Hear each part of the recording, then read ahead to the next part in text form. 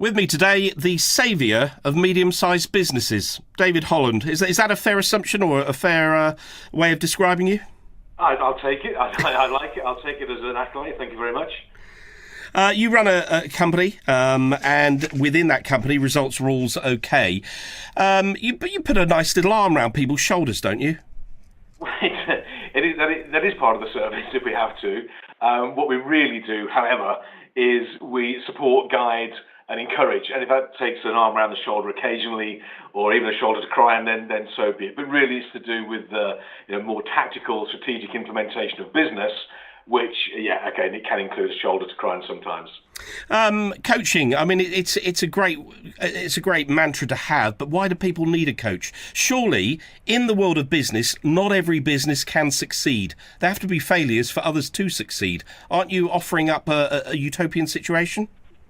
There's a danger of that. I think that the potential, my belief around business is that every business can succeed. It depends what level they want to play and what levels of results they expect to get.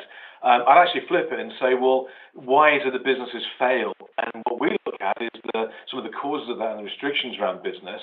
And we know what the patterns are of a business that struggles, a business that fails. It tends not to be the market that they're in or the clients they're dealing with. They tend to be internal, either knowledge, system, structure, or tactics. So it's really the internal challenges we focus on, but the market is very rarely the case for a business to fall over. So in one way, you're looking internally into a business, but in the other way, you're encouraging them to network with other similar businesses. Is it kind of a dating company for medium-sized businesses? Right. Again, maybe have a product that will do that. I think what happens is being in business as a business ownership, once you break out of being micro business, where there's lots of support around for those sort of companies, when you break forward from that and become mid-sized perhaps, it can be quite a lonely place to be. And I think having a coach to work with you, who's got your back, who's on your side and your cheerleader and helping and guiding, it is a key. But also, being around other like-minded people who've broken through into the mid-sized sector, it can be lonely, but it doesn't have to be. So there is a lot of network. We bring our clients together for events and workshops and training. And sometimes just realizing that you're not alone in this, and also learning from each other, from different sectors, different businesses, the same challenges pop up from time to time. And sometimes just comparing notes on opportunities, that can be really helpful in itself. And as a coach, who coaches you? Who makes you feel good? Who makes you feel like you're doing the right thing?